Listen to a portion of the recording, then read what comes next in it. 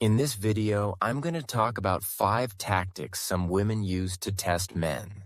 The goal of these tactics is to figure out how easy a man is to control. And if a man falls for these tricks, the woman's interest in him drops to 0, or even goes into the negative. Also, a woman might use these tactics either consciously or without even realizing it. The first tactic: she lets you know that she's in high demand with other men. For example, let's say you meet after chatting on a dating app or website.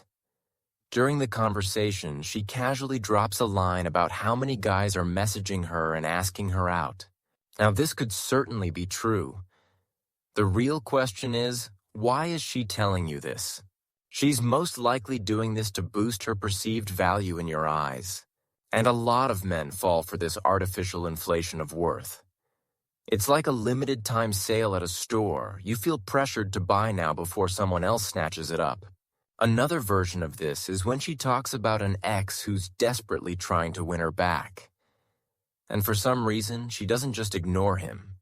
She strings him along, which is why his attempts never stop. Chances are, if you don't cut ties with a woman like this, you'll get sucked into a love triangle, or some other geometric shape with a lot more sides. Sure, you could try to talk some sense into her once, but if this behavior continues even after you're in a relationship, why would you put up with that? The second tactic: you've only been on a couple of dates and she's already talking about gifts. She might say this with a tone of dissatisfaction, or with a subtle hint like, "I just love smelling roses in the morning when I wake up." And our hero runs out to buy roses and brings them on the third date, sincerely believing it will earn him points and that the woman will appreciate it. In my opinion, you definitely shouldn't be giving a woman flowers in the very beginning. Right then and there, in the moment, she might genuinely thank you with her words. But in the long run, this move will likely bear negative fruit. Because she'll understand that all she has to do is hint at something, and she'll get it. Not only can you expect little in return, but the man's perceived value will also plummet compared to hers. And there's a category of women who are actively taught to use this tactic. Various female dating coaches tell them to ask a man to send them a couple of $1,000, claiming they're short on cash for something. If the man agrees, then he's someone they can keep using. If he refuses, they can just stop talking to him. The third tactic: she acts cold toward you. This method is based on manipulating you to make you chase her more. For example, you call her several times at different times of the day and she doesn't pick up. If she calls back at all, it's only the next day. The goal is to make you feel like she has a ton of other, more important things going on besides you, and that you'll have to work hard to become a priority for her. Obviously, you shouldn't fall for these tricks, and you definitely shouldn't give her more of your attention. The best response to her pulling away is to pull away yourself.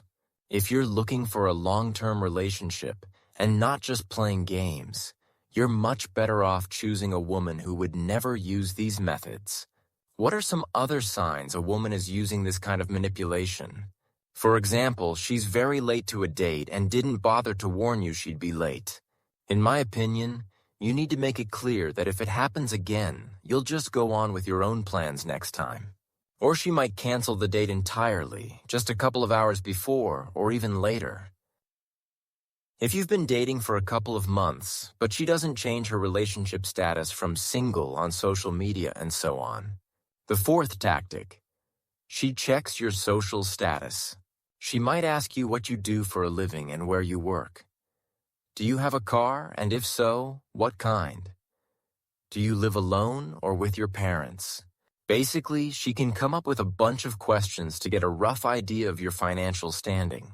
Even a simple answer to a question like, "What do you like to do in your free time?" can give her that kind of information. Many men, when faced with such questions, tend to exaggerate their accomplishments. In my opinion, when you barely know each other, it's better to do the opposite. Downplay your successes a little. That is, of course, if you're looking for more than just a fling. This way, you can at least be sure she's interested in more than just your finances. The next tactic involves tricky questions like, why did you break up with your ex? Why did you like me? How come a guy like you is still single? Questions like these can stump any man if he isn't expecting them, and you definitely shouldn't answer them directly.